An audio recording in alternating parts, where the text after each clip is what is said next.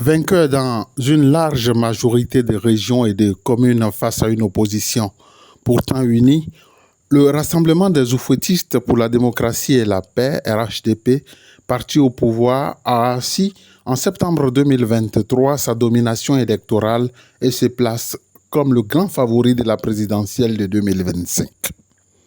Le Rassemblement des oufouettistes pour la démocratie et la paix l'a emporté dans plus de 60% des communes et 80% des régions, laissant seulement des miettes aux formations d'opposition que sont le Parti démocratique de Côte d'Ivoire, PDCI, et le Parti des peuples africains Côte d'Ivoire, PPACI. Pour nombre d'analystes, le RHDP est la seule formation politique à avoir une forte capacité de mobilisation grâce à laquelle ses militants peuvent construire une déferlante pour 2025. Le parti d'ailleurs y travaille. Et le bilan du président Alassane Ouattara à la tête de l'État plaide en sa faveur. Cependant, les réalités varient d'une élection à une autre.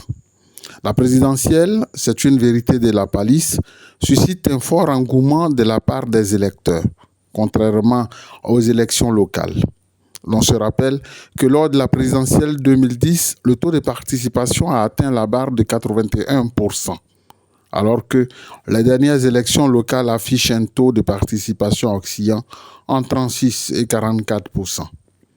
L'engouement induit par une forte participation pourrait changer radicalement la donne et influer considérablement sur le résultat final.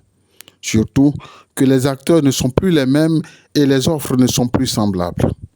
À 18 mois de la présidentielle 2025, outre le RHDP qui pourrait être mené par le président Alassane Ouattara, deux autres camps affichent clairement leurs ambitions.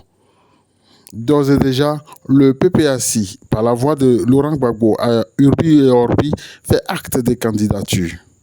Quoique barré par une condamnation de justice, l'ancien président de la République veut aller au charbon.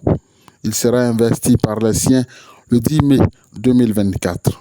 Représente-t-il encore un foudre de guerre? Si l'on ne peut s'hasarder sur ce terrain, toujours est-il que le constat qui s'impose, c'est que le camp Gbagbo des années 2010-2011 est saucissonné et émietté. Le PPACI, qui est un sous-groupe, ne saurait seulement en 3 années d'existence avoir de si grandes prétentions, à moins de proposer un projet et un rêve qui entraînent le grand nombre. Le PDCI-RDA, orphelin de Konan Bédié et qui a subi de 2019 à aujourd'hui une vraie saignée mise sur Tidiane Thiam. En attendant une convention pour l'investir, le parti s'active et rêve de revenir au premier plan. La restructuration et l'organisation en cours au sein de ce parti démontrent clairement que le parti doyen ne veut pas faire piètre figure lors de ce rendez-vous capital. Dans la perspective de contrarier le RHDP, il n'est pas exclu que le PDCI et le PPACI solidifient leur alliance. Tout dépend des objectifs visés. Une chose est sûre, sur le terrain, il faudra que chaque camp s'incruste davantage et marque sa présence. Ce sera très déterminant dans le décompte final. Dans un monde en pleine mutation, il ne faut pas occulter que la présidentielle 2025, qui pourrait réunir d'importants acteurs politiques comme en 2010, sera suivie de près dans le monde entier. La Côte d'Ivoire a là une exceptionnelle occasion de montrer qu'elle est capable de donner une leçon de démocratie au monde entier.